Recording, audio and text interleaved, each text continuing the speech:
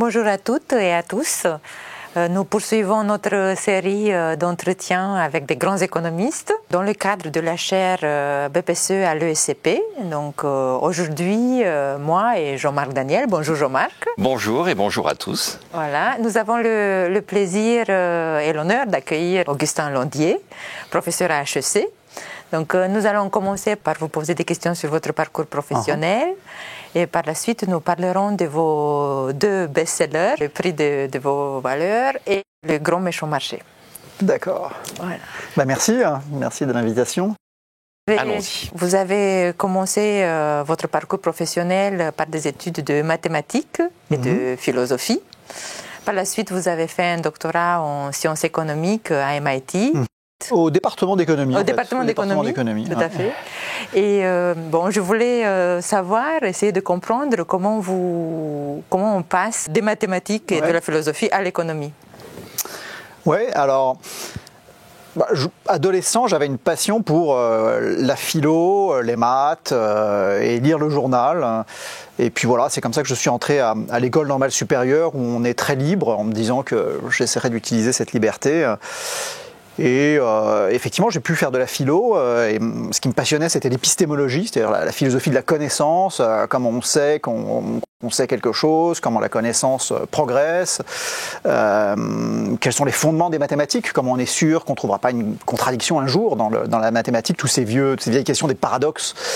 Et en même temps, c'était le milieu des années 90, une époque où le chômage était très élevé, puis il y avait beaucoup d'activisme politique aussi à l'ENS, avec des grands débats entre des gens qui étaient très à gauche, qui pensaient que vraiment c'était inadmissible cette manière d'exploiter le prolétariat, de laisser des gens dans le chômage, de ne pas partager mieux la richesse, et puis en même temps ce consensus qu'on ne pouvait pas non plus complètement partager les richesses.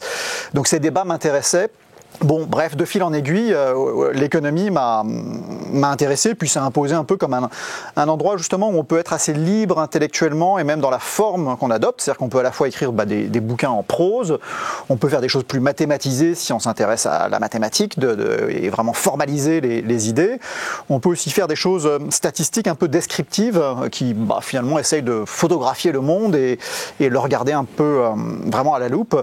Et donc voilà, j'ai navigué là-dedans avec le sentiment d'être dans une discipline assez jeune, assez libre en fait, où on pouvait, rester assez généraliste et ne pas être dans l'exégèse permanente aussi. Parce que pour être honnête, la philosophie qui m'intéresse, finalement, elle progresse lentement et du coup, une grosse partie du travail de beaucoup de philosophes, c'est beaucoup d'exégèse de la philosophie passée. Et voilà, j'avais envie d'être à la fois un peu dans l'action, dans le débat public et dans une forme de créativité, de pouvoir créer des choses. Donc l'économie m'a donné ça et j'ai pas eu à le regretter. C'est une discipline où le débat reste très vivace, les gens sont pas d'accord et en même temps les choses évoluent, les techniques évoluent et donc c'est intéressant de rester dans ce flux d'une discipline qui cherche à grandir et à construire un peu des connaissances nouvelles. On pourra y revenir, c'est une discipline qui est particulière parce que si on prend justement un angle un peu philosophique, c'est une discipline où le normatif et le descriptif se mélangent en permanence à un point extrême. Donc le normatif, c'est comment devraient être les choses, qu'est-ce que c'est que le bien commun, qu'est-ce que c'est des bonnes réglementations. Le descriptif, c'est de regarder à la loupe comment les choses se passent, comment les gens prennent leurs décisions. Et la particularité de l'économie, c'est que finalement les normes que nous économistes nous posons, ou le consensus, ce que nous considérons comme de bon sens, peut parfois s'imposer au point qu'on change l'objet qu'on étudie.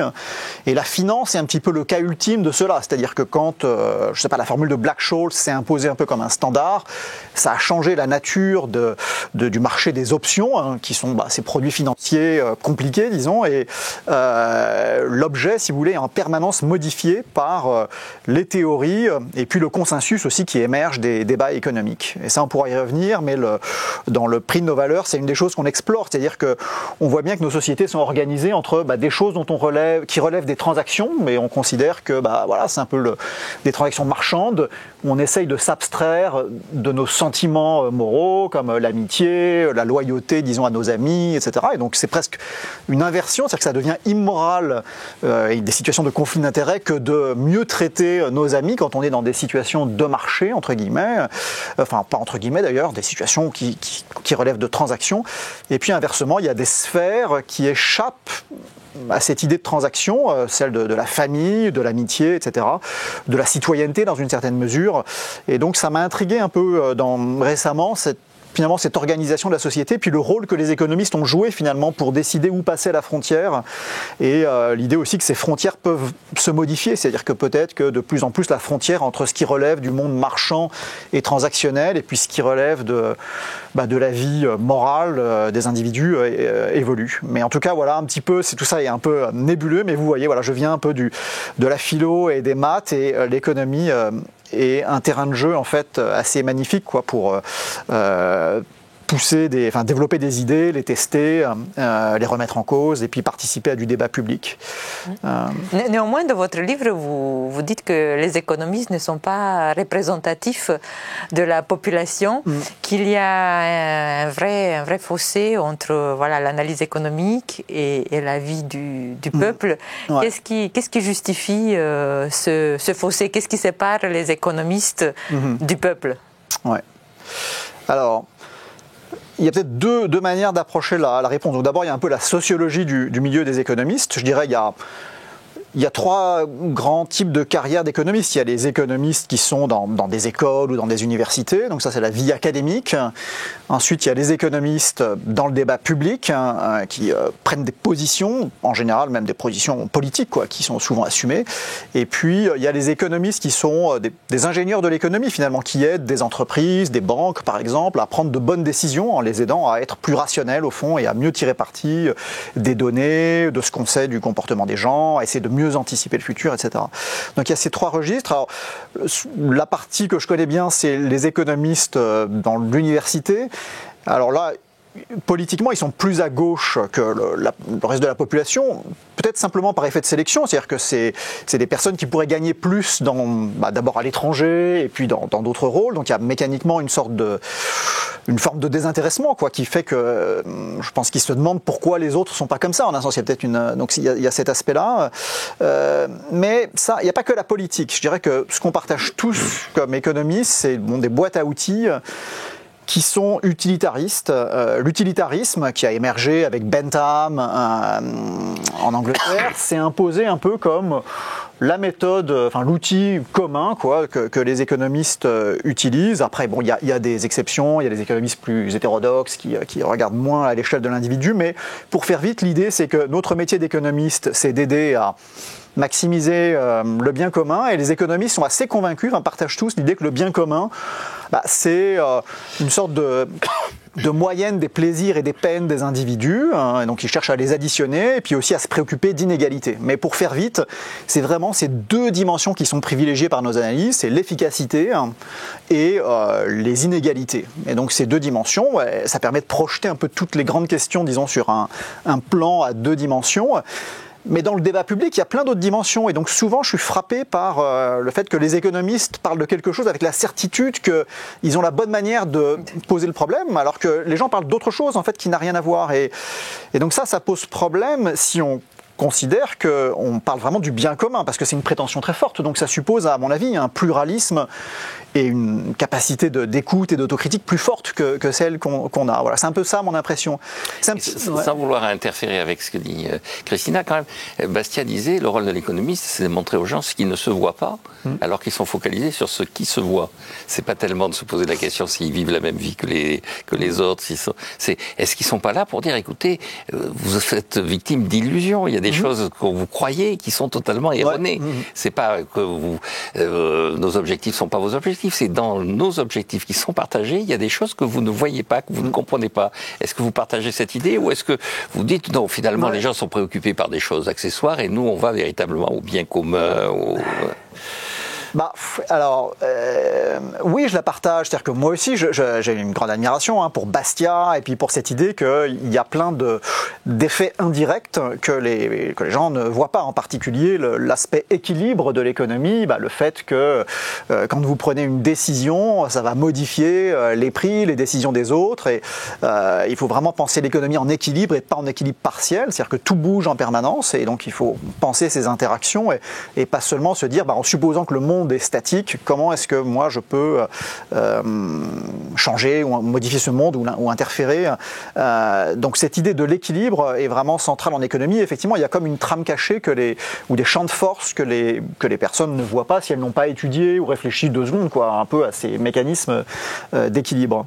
Et donc le premier livre qui s'est bien vendu, disons, en France, Le Grand Méchant Marché, c'était un livre qui justement était un petit peu sur ce ton de contester des lieux communs qui, de notre point de vue, sont faux à la fois d'un point de vue logique et d'un point de vue empirique. Et effectivement, c'est très tentant. Il y a plein de sophismes sur lesquels les économistes professionnels peuvent jouer un rôle comme ça pour aider les gens à mieux comprendre ce qui se passe et parfois modifier leurs croyances.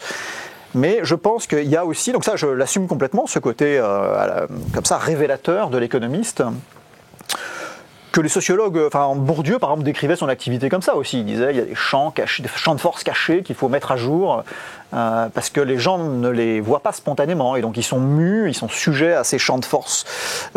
Notre job en sciences sociales, notre métier, c'est de les mettre à jour et puis de révéler un peu le poteau rose parfois pour que les gens comprennent qu'ils n'avaient pas vu quelque chose qui les aurait aidés à prendre de meilleures décisions. Mais je pense qu'il y a aussi un autre aspect qui est que vraiment si l'économie est très ambitieuse, et je pense qu'elle l'est en fait dans son idée de finalement vraiment aider les gens à guider les sociétés, les décideurs publics, à prendre les bonnes décisions pour la cité, cette ambition très forte, je pense qu'elle nécessite d'être plus philosophe en fait, d'incorporer plus de réflexion sur ce que c'est que la bonne vie, ce que c'est que le bien commun, et de pas supposer qu'on a au fond la bonne réponse à ces questions-là, parce que les modèles qu'on utilise sont extrêmement simplets et matérialistes en fait. On a une fonction d'utilité et il y a plein de situations où les gens parlent d'autre chose que de simplement la maximisation de la valeur totale créée avec des contraintes sur les inégalités. Il y a plein d'autres dimensions. Donc, je sais pas, j'assume complètement le côté un peu révélateur de choses cachées. Et puis, je pense que par ailleurs, si vraiment on veut pouvoir donner des conseils sur les bonnes décisions pour l'organisation de la cité, on est obligé d'écouter un peu au-delà des modèles qu'on utilise actuellement. Ouais. Pourriez-vous expliquer à nos étudiants ce que c'est qu'une préférence économico-morale et pourquoi il est important de les mesurer ?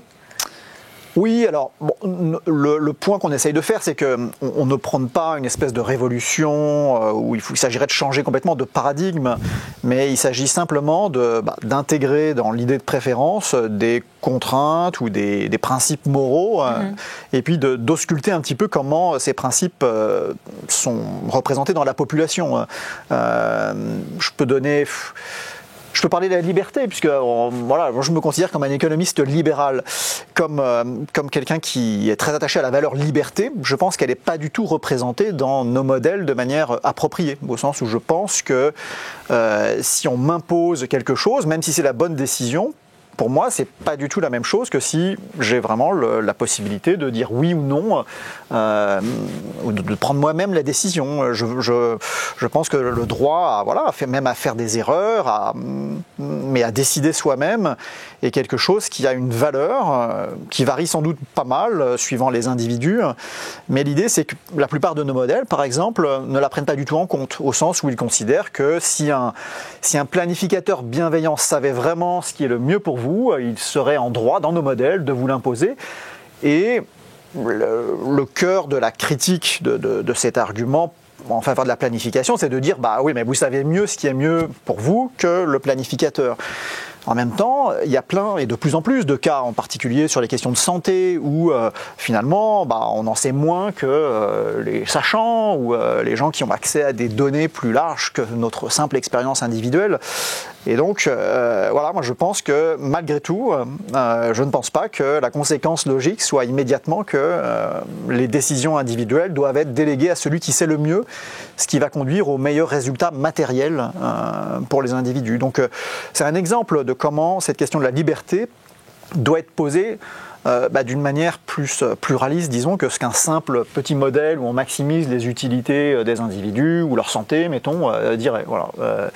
Après, encore une fois, ça ne veut pas dire que le paradigme qu'on a doit être complètement modifié, au sens où on voit bien qu'on peut intégrer dans nos modèles une préférence pour la liberté, puis regarder dans quelle mesure les gens sont prêts à accepter des contraintes supplémentaires sur leur vie, si on leur prouve que c'est meilleur pour leur santé. Est-ce qu'ils sont prêts à renoncer au droit de décider par eux-mêmes? Et ça, je pense que ce genre de tractation entre ce que les réglementations nous imposent et ce qu'on peut décider par nous-mêmes, elle est en permanence en jeu, mais que les économistes ont tendance à toujours tirer un peu du même côté, à savoir de dire si le planificateur sait mieux que l'individu, il vaut mieux que ce soit lui qui décide. Et ça, voilà, je pense que c'est moins évident, disons, que ce qu'on a tendance à penser. C'est pour cette raison que dans votre livre, vous êtes plutôt critique contre les nudges, contre cette manipulation douce, parce que nudge, ça veut dire la petite incitation qui fait qu'on ait des décisions plus rationnelles. Ouais. Oui, je pense que l'économie comportementale, qui est un peu une des grandes innovations qui s'est produite, disons, à partir des années 90, c'est devenu quelque chose de très important dans la littérature économique et la recherche. Cette finance comportementale, elle s'intéresse, pour faire vite, aux erreurs que font les personnes, parce qu'elles n'ont pas le temps d'absorber l'information de manière adéquate, ou bien elles ont des impulsions qu'elles regrettent plus tard, etc. Et donc le nudge, c'est l'idée que finalement on doit pouvoir mettre les gens dans des directions qui leur font prendre les bonnes décisions et finalement à les conditionner ou les manipuler sans qu'ils s'en aperçoivent trop. Et surtout sans qu'ils aient l'impression qu'on les force à quoi que ce soit, parce qu'effectivement on les laisse libres de décider. Et donc, autant dans certains cas, je trouve qu'il y a une intuition qui est naturelle, qui est de dire il faut bien penser l'ergonomie des produits qu'on propose aux individus quand on leur demande de décider pour leur épargne. Il faut que ça soit simple, il faut que ça soit effectivement les mettre face à des décisions où les choses ont été un petit peu prémâchées. Donc ça, je pense que c'est très naturel de dire... c'est de la pédagogie. C'est de la pédagogie, voilà. Il y a de la complexité et il faut arriver à la réduire. Mais en revanche, je pense que c'est très dangereux que, en particulier des autorités publiques, l'État, se définisse sa fonction comme une fonction de manipulation qui, de facto, va diminuer les incitations à s'instruire pour décider et vraiment participer à la décision, et puis qui peut créer un sentiment aussi de malaise une fois qu'on comprend qu'on est manipulé, on se sent pas bien, et puis qui peut simplement conduire à une perte presque de dignité finalement des individus, parce qu'ils sont traités comme des enfants, c'est du paternalisme. Et pour rebondir sur le nudge, la taxe carbone, c'est du nudge ou pas ?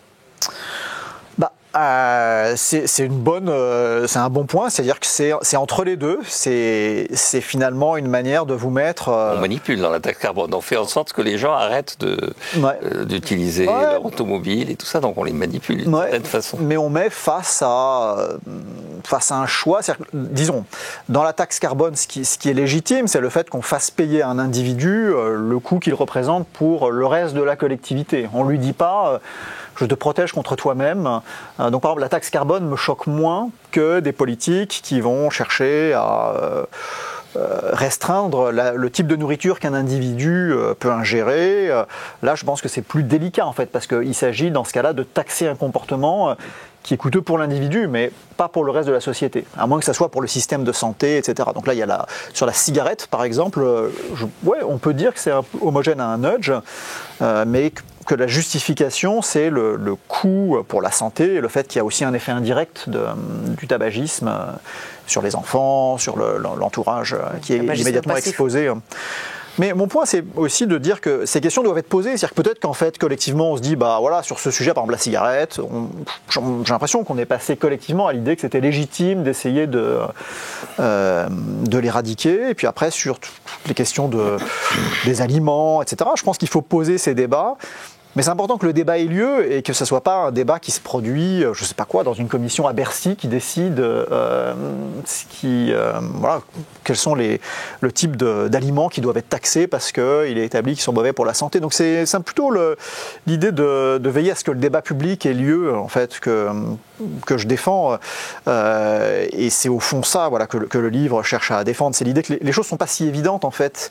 Et surtout, si on ne demande pas aux gens exactement comment ils voient les arbitrages à faire, finalement, on sait pas si bien que ça, en fait, quel est le bien commun. C'est souvent, le bien commun est une fausse évidence, je trouve, que les économistes ont tendance à voir comme quelque chose de très simple, en fait, maximiser la santé, le bien-être des individus.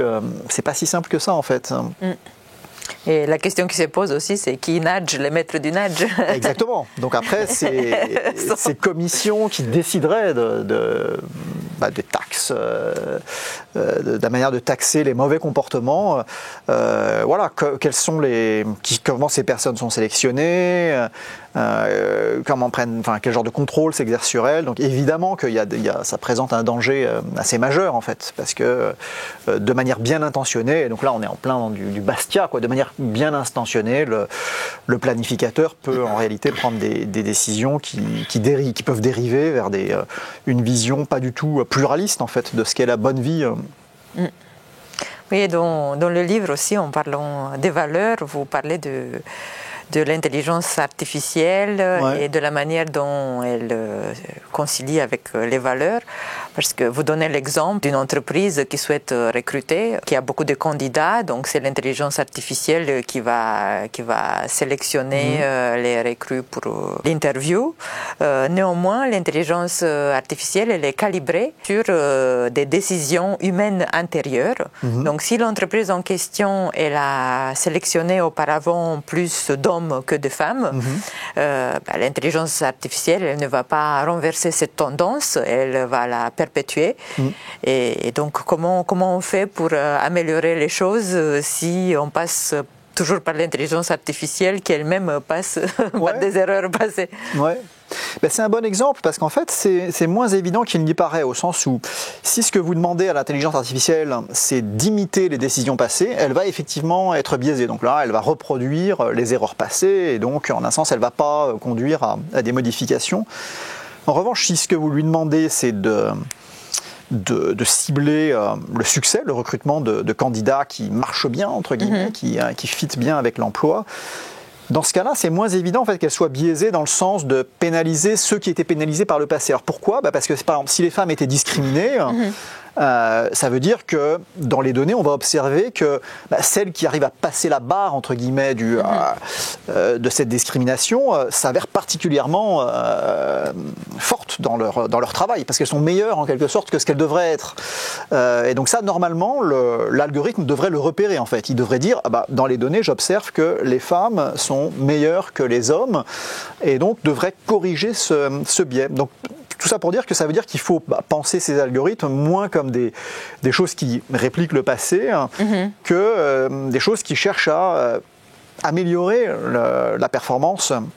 Et donc là, c'est un exemple où, par exemple, des entreprises qui sont en concurrence les unes avec les autres, elles ont plutôt intérêt, en fait, à essayer de, finalement, optimiser leur performance et donc à corriger les biais passés des humains.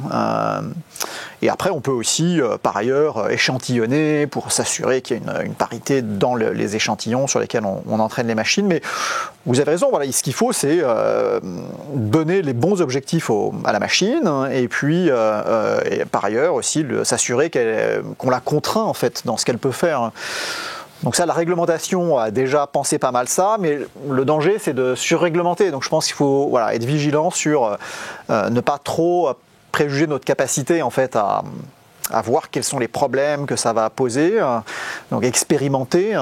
Mais effectivement, le régulateur doit se donner finalement le droit de dire c'est important d'incorporer certains objectifs, contraintes additionnelles, et puis d'imposer une forme de transparence à ces algorithmes. Mais voilà, le danger, c'est de trop réglementer. C'est vrai qu'en Europe, on a toujours un peu ce réflexe immédiat d'imaginer les problèmes que la technologie peut poser, de réglementer. Donc c'est très important que la phase d'expérimentation ait lieu.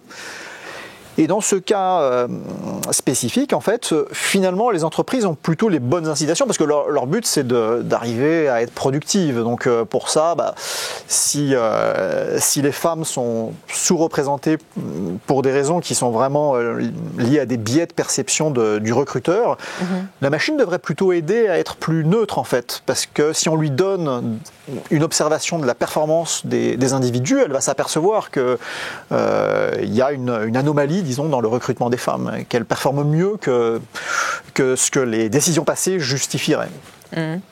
Oui, donc il y a de l'espoir à condition que les paramètres soient au rendez-vous. Oui, il faut regarder de près. Non, mais c'est des sujets très intéressants. Mais voilà, gardons en tête qu'il faut quand même expérimenter avant de réglementer, parce qu'au fond, on a du mal à savoir la taille des problèmes avant d'avoir un peu vraiment expérimenté pour de vrai quoi, ces technologies.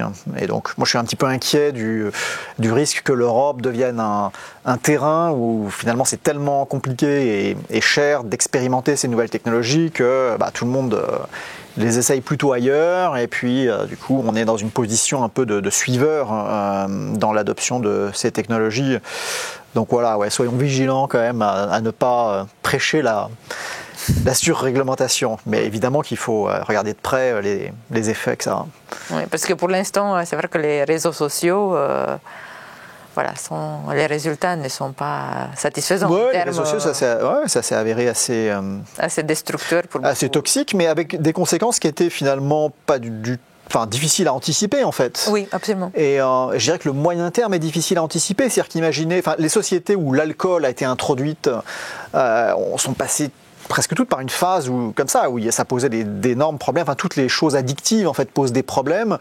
Après, comment ça va évoluer, je sais pas. Et donc là, est-ce que c'est vraiment au régulateur d'interdire tout de suite, ou est-ce qu'il faut laisser le système immunitaire se développer? Je vois de plus en plus de jeunes qui sont assez vigilants en fait à pas se laisser absorber. Mais effectivement, si on n'est pas prévenu du danger ou si on l'a pas observé en fait dans des cas pratiques, on est moins vigilant. Mais je suis assez confiant en fait que le système immunitaire des sociétés et de l'éducation aussi qui devient un peu naturel, quoi, que le sens commun qui s'impose sur certains sujets. Je pense que de plus en plus on voit bien que cette idée que les adolescents doivent être un peu contraints, ou en tout cas c'est important de leur indiquer que c'est pas une chose bonne pour eux de trop passer de temps dans les réseaux sociaux. Oui, je pense que cette idée s'impose. Je ne sais pas si la réglementation doit vraiment l'imposer très fortement. Sans doute que dans les écoles et les lieux d'apprentissage, là, c'est naturel d'imposer une forme de déconnexion avec les réseaux sociaux. Et puis après, les parents sont de plus en plus conscients du problème, je pense.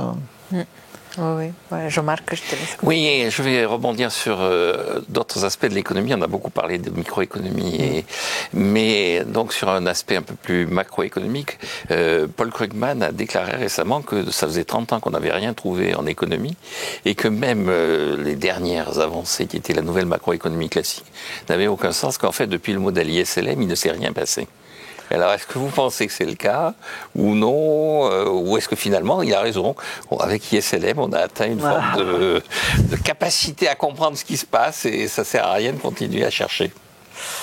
Ouais, c'est une bonne question. C'est très dur d'avoir le recul parce que je pense que les personnes confondent parfois leur cycle de vie et puis la trajectoire historique. Ouais. Donc ça, c'est toujours dur de décaler les deux. Parce que ce qui est sûr, c'est que Paul Krugman n'a pas fait beaucoup de grandes avancées. Non, il se met dans la liste des gens qui n'ont rien découvert, qui en tant que tel, enfin, qui ont amélioré la situation, mais qui n'ont pas fait de vraies découvertes majeures comme pouvait l'être ISLM. Ouais. Je pense que dans les années 90, il y a beaucoup de filons intellectuels en économie qui se sont ouverts, et qu'il y a eu après, dans les 10 dernières années, un peu une période de plateau, mais aussi avec beaucoup de nouvelles questions posées par la crise financière, par un peu les changements de doctrine des banques centrales. Et donc l'incorporation de tout ça dans les modèles met du temps. La macro essaye de se ressourcer aussi avec la micro, c'est-à-dire de mieux comprendre l'hétérogénéité des individus. Donc il y a quand même une prolifération voilà, de papier, enfin, le champ ne se tarit pas, les contributions continuent à être là, mais après effectivement les grandes... je sais pas comment dire, les outils un peu massifs, quoi, il y a eu un petit peu moins d'apparitions comme ça, de grandes idées qui tout d'un coup s'imposent. Ouais, ça c'est vrai. Enfin, il y a beaucoup de sujets sur lesquels finalement l'hétérogénéité de croyances des économistes eux-mêmes est très élevée. Hein. La politique monétaire en est un, par exemple. Peut-être parce qu'on est aussi au croisement, on est en train de se rendre compte que l'économétrie n'a pas vraiment donné de résultats et de travailler de plus en plus avec du big data. Et ça arriverait peut-être après. Oui, donc il y a effectivement l'incorporation de données beaucoup plus microéconomiques. Les banques centrales se nourrissent de plus en plus de données vraiment directes sur les consommateurs et leur comportement. Elles regardent avec les cartes de crédit vraiment en direct ce que les gens consomment. Elles regardent leur compte en banque en direct. Donc ça change un petit peu la nature des exercices que se proposent les économètres quand ils cherchent à comprendre quel est l'effet de la politique monétaire. Donc ça c'est très vivant hein, comme discipline. En revanche, c'est vrai qu'il y a peu de certitudes pour l'instant comme ça qui ont émergé comme des nouvelles découvertes. Et vous-même par rapport au cadre intellectuel qui est en place, donc lui il se réfère à ISLM, vous vous référez à quel cadre intellectuel? La nouvelle macroéconomie classique, la croissance endogène. Quand vous abordez un problème, votre ligne de conduite s'appuie sur quel type de théorie? Ouais, donc toutes ces théories sont un peu un fond commun quoi, qu'on utilise, la croissance endogène, etc., mais dans laquelle la politique monétaire ne joue pas un rôle. Donc moi je fais assez peu de politique monétaire, donc je suis dans de l'économie réelle avec des firmes qui produisent des biens et qui empruntent. Ma spécialité c'est la finance plutôt, hein, donc la manière dont les entreprises se financent, la manière dont le marché met un prix sur la valeur des actions de ces entreprises, la question de leur accès à différentes modalités de financement. Mais je fais assez peu de politique monétaire, donc c'est vrai qu'il y a un peu une séparation de la question monétaire, la question de la monnaie, la question de comment les banques centrales peuvent ou non résoudre des crises. C'est pas un objet que je regarde directement dans ma recherche, mais tous les modèles que vous mentionnez font partie de l'enseignement. Parce que quand on regarde effectivement le modèle intellectuel de l'entreprise, de la microéconomie, c'est beaucoup fondé sur les rendements décroissants, sur l'idée que pour nos étudiants apprennent tout ça, le coût marginal augmente. Or, il y a un certain nombre d'économistes qui disent que ce modèle est totalement obsolète parce que la nouvelle économie, le capitalisme cognitif est plutôt à rendement croissant. Et donc, est-ce que les économistes vont être obligés de tout revoir ou est-ce que, pour l'instant, on peut considérer que ça reste anecdotique, les rendements croissants, que c'est quelque chose de réservé à quelques personnes qui ne sont pas connectées au réel et qui se permettent de formuler des choses en attendant de voir? Ah oui, non, je pense que vraiment pour comprendre le capitalisme contemporain, il faut vraiment comprendre ce qui se passe dans des situations où il y a des nouvelles formes de monopole naturel ou de duopole naturel qui se constituent avec quelques grandes plateformes qui dominent un secteur. Et donc ça, on le voit actuellement quand même aux États-Unis. On voit bien que sur le cloud, sur la publicité en ligne, sur les réseaux sociaux, finalement, il y a quand même de tels effets d'échelle, de rendement croissant que certaines entreprises s'imposent un peu comme des mastodontes et qu'on n'est pas dans un monde avec le monde des manuels d'économie où il y a grand N petits entrepreneurs qui grossissent jusqu'à leur taille critique. Donc effectivement, là, la taille optimale de ces réseaux qui prolifèrent de manière naturelle, si elle n'est pas réglementée d'une manière ou d'une autre, ils peuvent devenir des monopoles, au moins temporairement. Après, ils peuvent être remplacés parce que des gens viennent avec de nouvelles idées pour réinventer complètement la question posée. Donc là, c'est vrai que l'intelligence artificielle est en train de changer la manière dont on recherche sur Internet. En même temps, c'est quand même Microsoft qui arrive pour l'instant à tenir un peu le devant de la scène, puisque OpenAI, c'est Microsoft quand même maintenant qui contrôle. Donc Je pense que les rendements croissants doivent faire partie, oui, d'un enseignement de l'économie un peu basique, parce que si vous prenez la valeur actionnariale des entreprises à l'échelle mondiale, les 10 plus grosses représentent maintenant une grosse fraction, je ne sais pas exactement laquelle, de l'économie mondiale, et puis surtout les économies qui n'ont, comme la nôtre, qui n'ont pas vraiment réussi à créer des entreprises qui bénéficient de ces rendements croissants, se retrouvent réduites à pas grand-chose en fait en termes de capitalisation totale. Et alors, est-ce que ça s'appelle une réaction en termes de politique de concurrence, ou est-ce que la concurrence, justement, telle qu'on l'a modélisée au travers du modèle microéconomique traditionnel, devient de moins en moins pertinente par rapport à ces grands monopoles ? Non, ça suppose d'avoir des outils de réglementation, alors qui sont compliqués parce que ça suppose d'être capable de prendre en compte le fait que des innovations peuvent arriver qui disruptent le géant précédent. Donc les modèles de croissance endogène, comme ceux de Philippe Aghion, il y a toujours cette possibilité, disons que ce qui rend un peu vigilant le monopole en place sur un secteur donné, c'est le fait que des entrepreneurs peuvent arriver et contester la technologie précédente en ayant trouvé mieux. Mais le danger, c'est le risque que le gros monopole soit capable de tuer dans l'œuf ces innovations ou de les incorporer lui-même et de les digérer à sa sauce. Et donc ça, c'est un petit peu le risque, de voir... C'est ce qui se passe, ils achètent... Exactement, s'ils achètent ces innovations et qu'ils les orientent dans une direction qui s'assimile bien avec l'existant. Donc oui, je pense que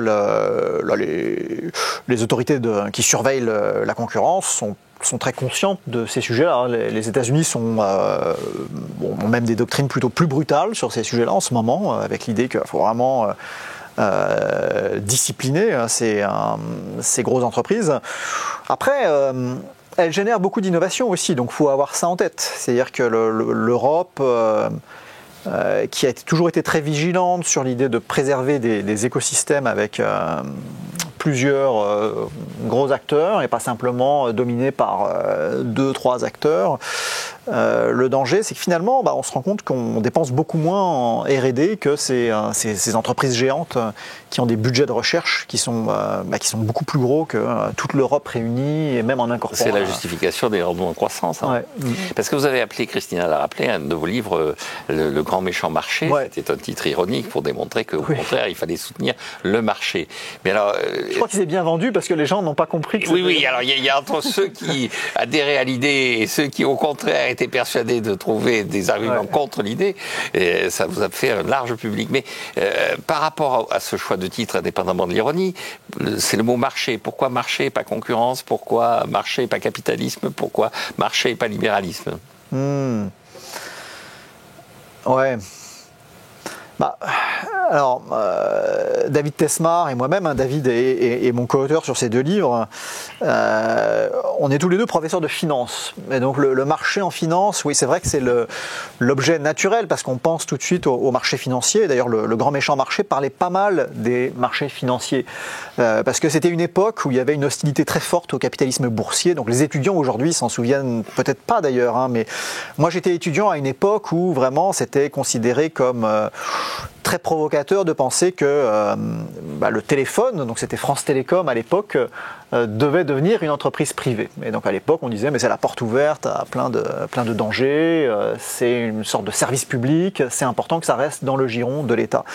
Et donc il y avait ces débats en fait sur où est la frontière entre des entreprises qui doivent rester nationales et puis dans la période d'avant, alors là pour le coup j'étais enfant, il y avait eu beaucoup de nationalisation dans les années 80 d'entreprises dont on a le consensus, disons le sens commun des électeurs, c'était que finalement c'était mieux que ce soit l'État qui s'occupe de certains secteurs. Donc nous, voilà, dans ce livre, ce qu'on cherchait à faire comprendre, c'est que beaucoup des effets pervers imputés au marché étaient un peu fictifs. En particulier, je sais pas, il y a l'exemple des licenciements boursiers, l'idée que les entreprises sacrifient des employés pour faire plaisir aux actionnaires.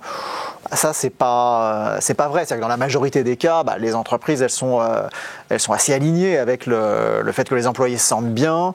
Et quand elles recrutent plus, c'est parce qu'elles pensent qu'elles ont des jobs productifs à leur proposer. Et quand elles ferment des établissements, c'est vraiment parce que c'est pas possible de rendre ces établissements productifs. Mais l'idée que le marché a des croyances vraiment très myopes et n'est pas prêt à accepter une année de profit négatif parce qu'il est très impatient, cette idée-là, elle est vraiment invalidée par les données. C'est-à-dire que le biais du marché, c'est même plutôt l'inverse, c'est-à-dire qu'il y a beaucoup de bulles financières sur l'innovation technologique et le marché a plutôt une propension à accepter des grosses périodes, parfois même des décennies de profit négatif en fait pour faire avancer des idées qui peuvent être parfois des lubies, mais parfois pas. Mais par exemple, le secteur des biotechnologies a mis beaucoup de temps en fait à décoller, et le marché était très bienveillant parce que c'est des histoires, c'est intéressant à raconter, etc. De manière générale, toutes les nouvelles technologies bénéficient d'une oreille du marché parce que ça intéresse les gens. Et donc le biais, s'il y en a un, c'est plutôt dans le sens d'avoir des bulles qui conduisent à des prix trop élevés par rapport aux valeurs fondamentales des actifs. Mais l'idée, voilà, que... Et l'idée du temps, c'est pas plutôt le capitalisme qui aurait été le bon mot pour le marché? On a l'impression que c'est l'échange, que les gens sont là et puis ils échangent. Ils échangent des actions. Et on trouve un bon prix, que le capitalisme, c'est lui qui vous donne du temps, non?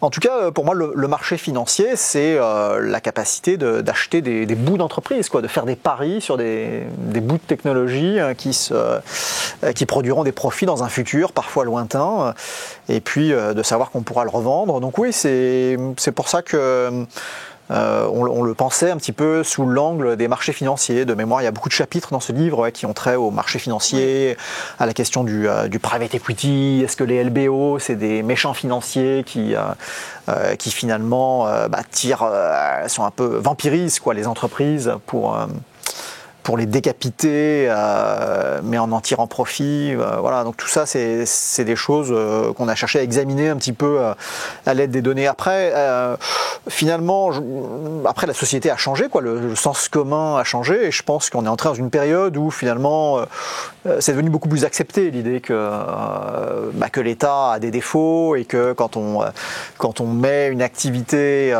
marchande dans les mains de l'État, en général, ça pose des problèmes d'efficacité et puis même des problèmes d'adaptation des produits à la demande parce que l'État n'est pas très réactif en fait, a moins d'incitation pour comprendre ce dont les gens ont besoin parfois. Ouais. Alors, on approche un peu de la fin de cet entretien. Je donnerai la dernière parole à Christina, mais je vais vous poser encore deux questions plus personnelles. Ouais. La première question, c'est, vous avez parlé des économistes en disant il y a des blocs, il y a les universitaires, il y a les gens qui sont conseillers des entreprises. Et il y a eu un débat quand on a nommé l'actuel gouverneur de la Banque de France. Un certain nombre d'économistes ont dit aux États-Unis, le gouverneur de la Réserve fédérale, traditionnellement, c'est plutôt un économiste, même si de temps en temps, bon. En France, c'est toujours un inspecteur des finances.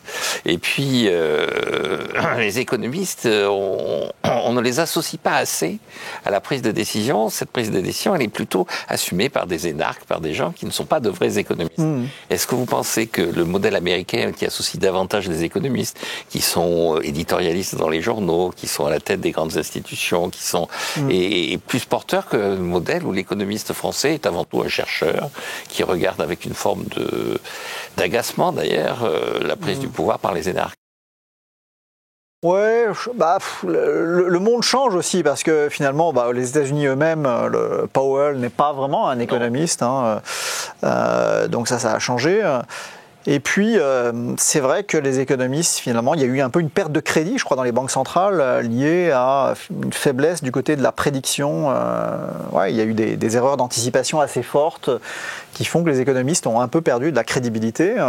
Par ailleurs, il y a un aspect de management dans ces dans la position d'un gouverneur de banque centrale, un aspect de diplomatie aussi, pour lequel les économistes ne sont pas forcément. Donc moi, je suis pas. Ce que je veux dire, c'est que je suis pas corporatiste. Je pense pas que c'est une aberration d'avoir quelqu'un qui n'est pas un économiste, exactement comme un ministre a un cabinet avec des experts et son métier, c'est de bien s'entourer et d'écouter, enfin de choisir les bonnes personnes. Donc ça, je pense que voilà, c'est pas une évidence que des postes qui sont des postes finalement assez politiques, au sens où il s'agit de négocier, de diriger une institution, de la représenter, de communiquer dans les médias.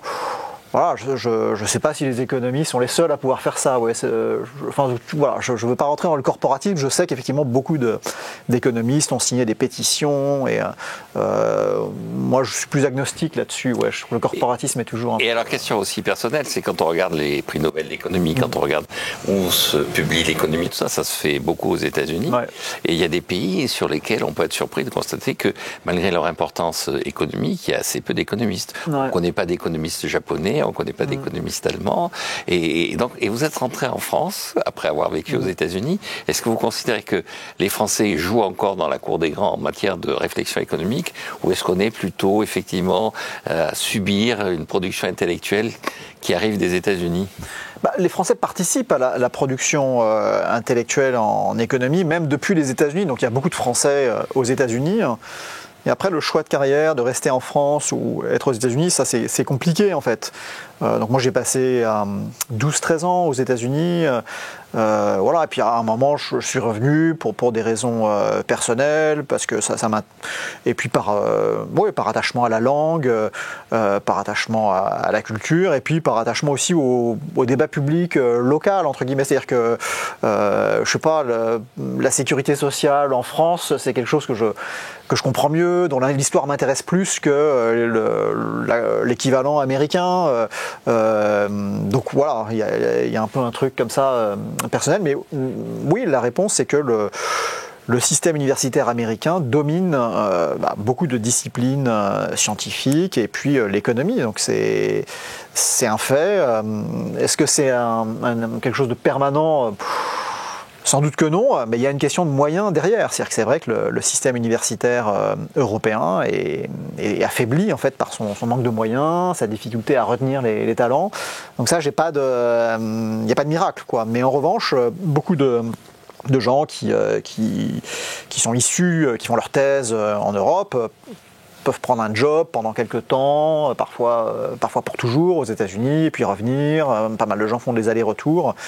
Mais c'est vrai que le centre actuel, les lieux de pouvoir, entre guillemets, qui régissent un peu les publications, les idées qui émergent ou n'émergent pas, c'est plutôt aux États-Unis. Ouais. Donc ça date de la Seconde Guerre mondiale, ou de ce qui a précédé avec les grandes migrations de scientifiques allemands, et puis de la capacité du système universitaire américain en fait à vraiment avoir développé un système de recherche qui est très bien financé.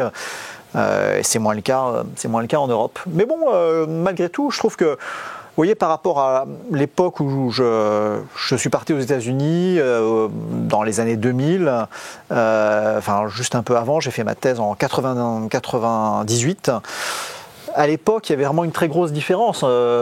Et moi, je trouve que cette différence s'est un peu estompée, au sens où la production académique en Europe, d'abord, elle joue plus de jeu, faire des publications dans les revues américaines. Donc après, on peut considérer que c'est une sorte d'inféodation, mais en tout cas, mes collègues, on publie tous dans ces revues qui sont effectivement au moins aux 3/4 américaines. Mais on n'est pas pénalisé par le fait d'être en Europe. En revanche, c'est vrai que je crois que dans toutes les disciplines scientifiques, en fait, on ne fait pas de la production scientifique tout seul, ça se fait en équipe et puis dans des réseaux. Il faut présenter ses idées pour les faire passer. Et donc c'est important de jouer un peu le jeu de présenter ses papiers à des conférences et d'aller aux États-Unis. Mais il n'y a pas... je crois pas que ça soit très pénalisant d'être localisé en France du moment qu'on fait l'effort d'essayer de pousser ses idées aux États-Unis. Mais c'est vrai que c'est nécessaire, quoi. Et donc les jeunes profs qu'on recrute, on essaye de bien les aider à s'exposer aux États-Unis, en participant à des conférences, être invité à des séminaires, parfois faire des séjours dans des universités américaines. Mais c'est un milieu quand même très international et donc les idées circulent quand même. J'imagine que quand même la digitalisation a facilité aussi la circulation des papiers. C'est pas compliqué, disons, de savoir ce que font telle ou telle équipe.